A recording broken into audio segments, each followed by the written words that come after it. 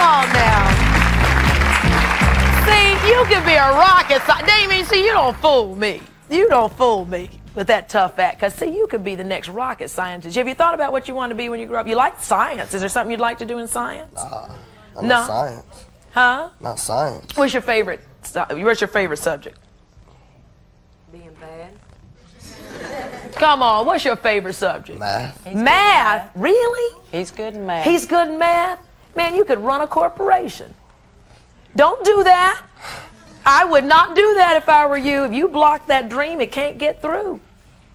What do you say to a young man like, because I don't believe this act Damien's putting up. He might fool mama, but I don't know. I don't believe that. I think he might have more in there. With Pat, maybe you are a little bit too permissive. In the name of love, I have no doubt that you really love him.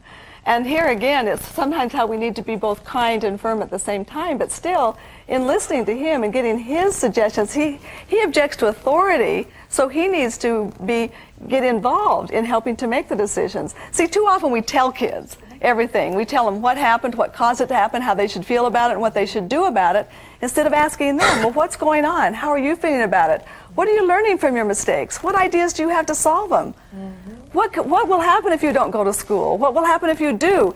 Instead of trying to stuff it all in, we need to try and draw forth from the kids more. So instead, when our kids, and you know, we get so frustrated that sometimes that does come out through your mouth. You're just bad. I just wish you'd do better in school.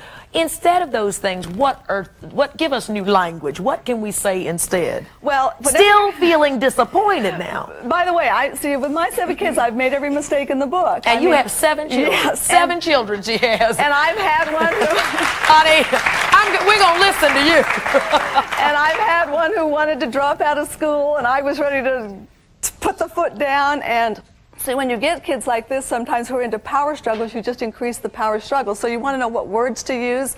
I did have to sit down with my son and say, okay, what will happen if you drop out of school? He came up with a great answer. Well, there's a lot of millionaires who've dropped out of school and they're doing fine. I said, yes, but do you know any of those?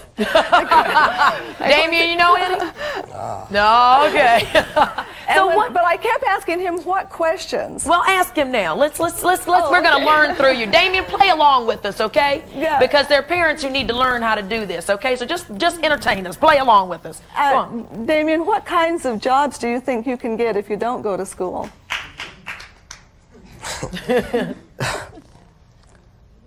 kind of jobs I don't want, but looks like I'm gonna end up getting. Minimum wage is $4.25. Yeah. Thank you. Girlfriend knows.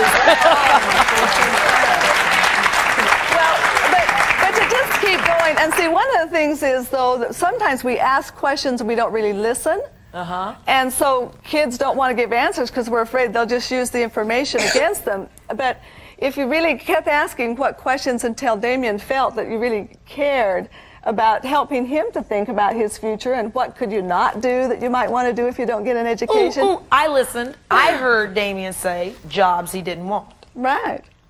Right. So now what's the next question you would ask? So what kind of jobs would you like to have? I want to be a basketball player, but that's... Well, yes, and what do they have to do?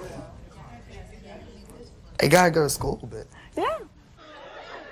Well, up next, every kid could use a big brother or sister at times like these, and who knows, it might just be the thing to help turn a kid around. We're going to talk new beginnings for all of us when we come back.